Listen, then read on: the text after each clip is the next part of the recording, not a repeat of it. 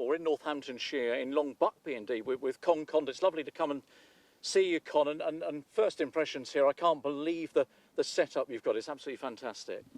Yeah, it's quite nice here. I like it, yeah. Moved here in 2018, and really, it's a really nice place, really enjoy it. So you moved here sort of to get going again, because this is not the first time you've had an association with greyhound racing? No, I used to have, I had greyhounds for 15 years in my old place in Hertfordshire, but I sold that. We moved up here, and then I had to do some work here, and I had to relinquish my licence, and then I applied again and got it, and started here again. And you've obviously got kennels for 4 greyhounds here, and that's by choice, is it, to have 4? Yes, 4s. I enjoy doing 4.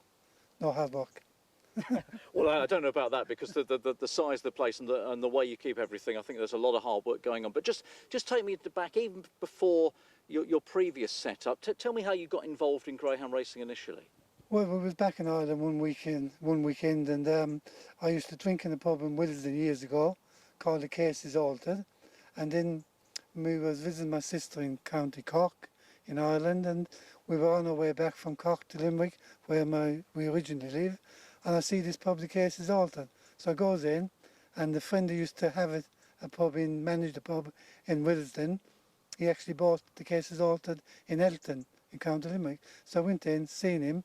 4 days later, we started moving. We said we'd go home, and in the meantime, I'd bought a dog called Elton's Welcome, which I paid. I think it was £1,000 in, and then I've got in contact with Adam Jackson in Claverhambury, and Adam said he'd do the dog for me, train the dog for me, and that's how I got involved with the dogs, first of all. So that was when the bug bit for the first time, was it? Yes, and drink taken as well. and I'm guessing when I look at everything here and the way you're doing, that's a decision you certainly don't regret. No, I love it. Love the dogs, love the people involved. Quite good. So that obviously, that first initial interest, that was as an owner, and did you remain an owner for many years with Adam and with others? Oh yes, I did, yeah. And then a great friend of mine, which is not Jim MacDonald, he's not very well at the moment, but me and Jim was with the dogs for about 12 to 15 years and still in kind of weekly contact with him. So yeah, really, we used to do quite a bit of flapping in Aldershot, Hinckley, all around the place. That's how we kind of got involved with the training of the dogs and things. Okay, so between times you moved over here full time? Yes, 1974. 74, a long time ago. And then, as you say, you then sort of decided that actually I quite fancied doing this myself. So what made you? What was the moment that made you think, well, actually, I think I'll take out a trainer's licence? Well, when you're involved in the dogs and there's other people doing it for you, you probably just think, well, I can do better myself and things like that. And then, obviously, you got a couple of dogs, built the kennels in my own place. Kennels for 6 dogs I had there. And then I started having runner here and there, and then I applied for my licence. Obviously, we used to do a bit of flapping first. And then I applied for my GBG licence, which Jim MacDonald gave me my references, and Adam Jackson, of course. And then there were no problems. Got my licence out, everything was fine. And of course you said you did a bit of building, because that's your livelihood, or was your livelihood? Yes, plastering and the old building was there. That's where we started off, doing the old game. It's been good to us. And when you think back those times, I mean, you had you had success. Did you, in the back of your mind, think, well, one day, when I can take it a bit easier and maybe, pass on the work to my sons, maybe one day I can set up somewhere in the country, and was that always something you thought about? Yeah, that was always my plan, to have a nice, kind of retire, have a nice place, do a few dogs, enjoy the dogs. I said, I love it's a good hobby.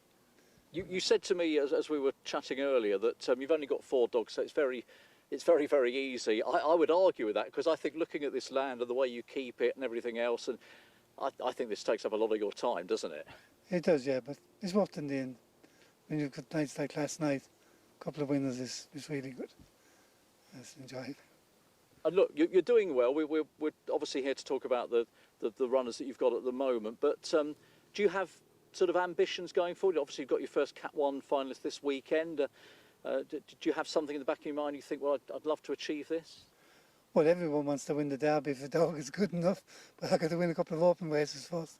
I never had any good dogs till I got involved with Marcus and Bay, and they seem to have... This is Bombay Racing? Yeah, Bombay Racing, yeah. And they seem to have a good calibre of dog. And we enjoy each other's company, so we get on fairly well together.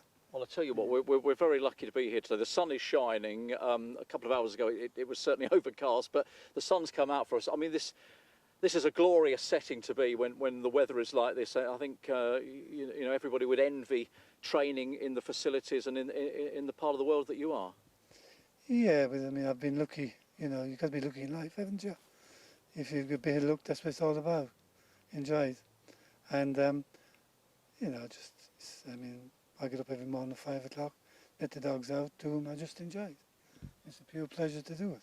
So that night, all those years ago, what are we talking, like 50 years ago, when you're in the pub and you took the plunge, all these years on, that is something that you most certainly don't ever regret.